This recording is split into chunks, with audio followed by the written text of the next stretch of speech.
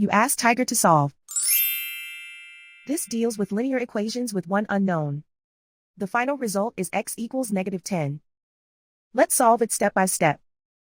Group all constants on the right side of the equation. Subtract 60 from both sides. Simplify the arithmetic.